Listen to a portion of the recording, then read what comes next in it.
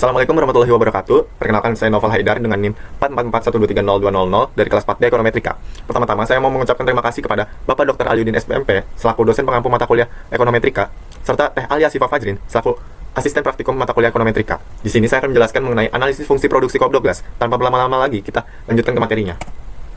Yang pertama, apa sih fungsi produksi Cobb Douglas itu?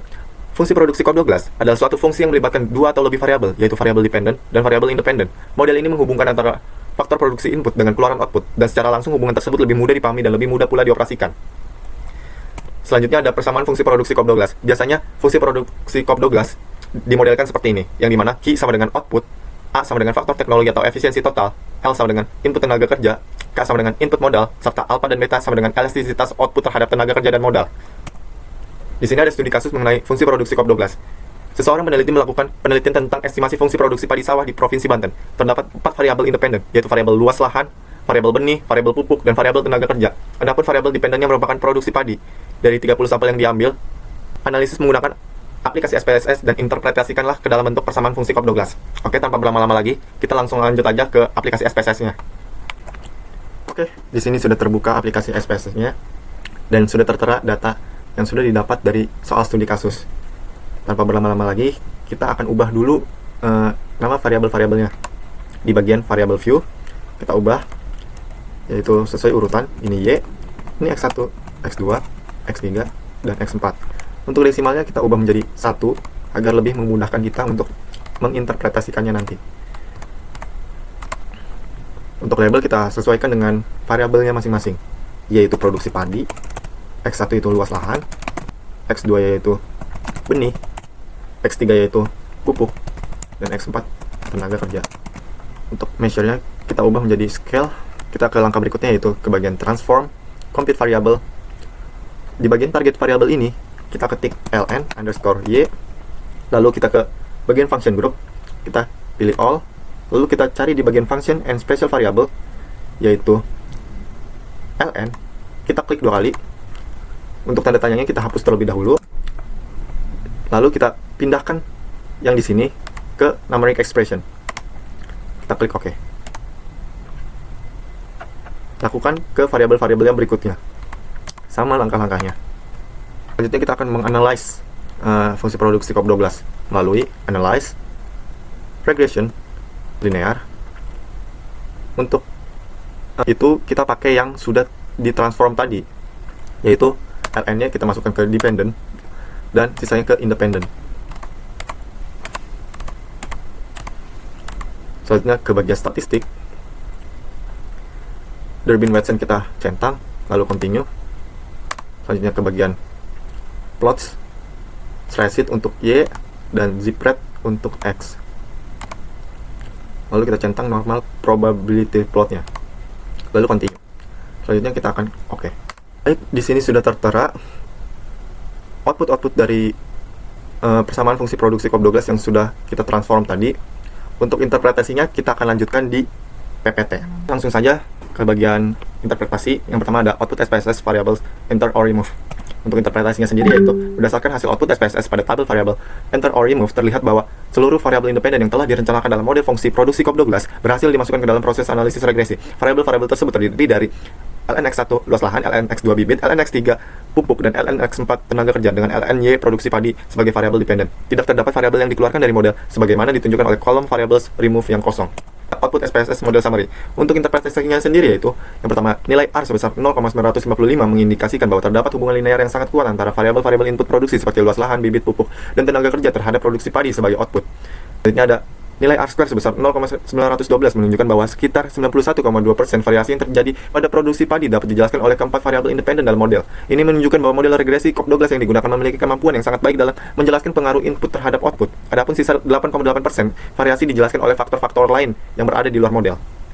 Selanjutnya ada nilai adjusted R square sebesar 0,898 yang memberikan gambaran mengenai ketepatan model setelah memperhitungkan jumlah variabel bebas yang digunakan. Nilai ini menandakan bahwa meskipun model melibatkan beberapa variabel, kemampuan penjelasannya tetap tinggi dan tidak menunjukkan adanya kecenderungan overfitting sehingga hasilnya tetap dapat diandalkan.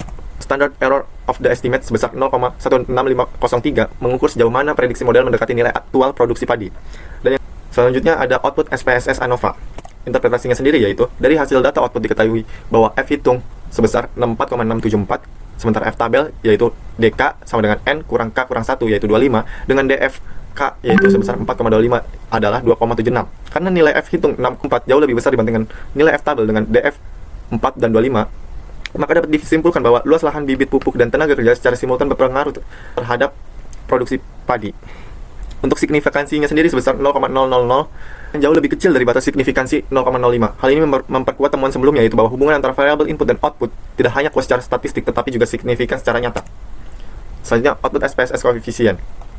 Interpretasinya sendiri yang pertama yaitu berdasarkan hasil analisis pada tabel koefisien diperoleh nilai T hitung variabel X1 luas lahan sebesar 3,962 dan signifikansi sebesar 0,001. Berdasarkan perhitungan derajat kebebasan yaitu DF sama dengan 30 kurang 4 kurang 1 sama dengan 25 dan taraf signifikansi 5%, maka nilai T tabel dua sisi adalah 2,05954 karena T hitung yaitu sebesar 3,962 lebih besar dari T tabel 2,05954 dan nilai signifikansi jauh di bawah 0,05. Maka dapat disimpulkan bahwa luas lahan memberikan pengaruh yang signifikan terhadap hasil produksi. Selanjutnya, berdasarkan hasil analisis pada tabel koefisien diperoleh nilai T hitung variabel X2 bibit sebesar 0,252 dan nilai signifikansi sebesar 0,803, memperlihatkan bahwa variabel bibit tidak memberikan pengaruh yang signifikan secara statistik terhadap produksi padi. Selanjutnya, untuk variabel X3 diperoleh nilai koefisiennya sebesar minus 0,039 dan signifikansi sebesar 0,969, menunjukkan bahwa pengaruh pupuk terhadap produksi padi tidak signifikan secara statistik. Dan yang terakhir yaitu variabel X4 yaitu tenaga kerja sebesar 0,117 dan signifikansinya sebesar 0,908, menunjukkan bahwa variabel tenaga kerja tidak memberikan pengaruh yang signifikan secara statistik terhadap produksi padi. Untuk kolom B, luas lahan diperoleh nilai sebesar 0,857, menunjukkan bahwa apabila variabel-variabel lain diasumsikan tetap konstan, maka peningkatan luas lahan sebesar 1% akan diikuti oleh peningkatan produksi padi sebesar 0,857%. Untuk bibit sendiri yaitu 0,067, menunjukkan bahwa peningkatan penggunaan bibit sebesar 1% hanya akan meningkatkan hasil produksi padi sebesar 0,067%. Untuk pupuk sendiri yaitu sebesar minus 0,011, menunjukkan bahwa peningkatan penggunaan pupuk sebesar 1% justru berkorelasi dengan penurunan produksi padi sebesar 0,011%. Tenaga kerja diperoleh nilai sebesar 0,025, mengindikasikan bahwa setiap peningkatan penggunaan tenaga kerja sebesar 1% hanya mampu mendorong kenaikan produksi padi sebesar 0,025%. Untuk standar koefisiennya sendiri yaitu sebesar, yang pertama luas lahan yaitu sebesar 0,887, mengindikasikan bahwa di antara keempat variabel independen yang dianalisis, luas lahan merupakan faktor yang paling dominan dalam memengaruhi variabel dependen yaitu produksi padi. Selanjutnya ada bibit sebesar 0,067, menguatkan temuan sebelumnya di mana nilai beta yang rendah mencerminkan bahwa bibit bukan merupakan variabel yang dominan dalam model ini.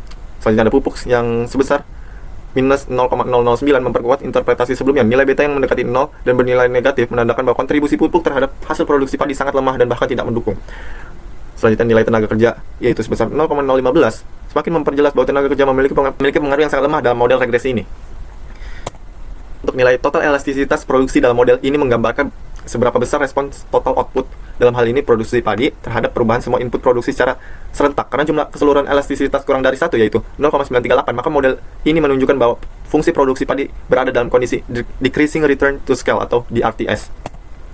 Untuk persamaan Cobb-Douglasnya sendiri yaitu Y sama dengan 0,875 ditambah 0,857x1 ditambah 0,067x2 dikurang 0,011x3 ditambah 0,025x4. Dari persamaan di atas dapat diketahui bahwa nilai konstanta sebesar 0,875 dapat diartikan bahwa jika luas lahan X1, bibit X2, pupuk X3, dan tenaga kerja X4 dianggap bernilai 0 atau log input sama dengan 0, maka produksi padi dasar yang dihasilkan adalah sebesar 0,875 satuan logaritmik.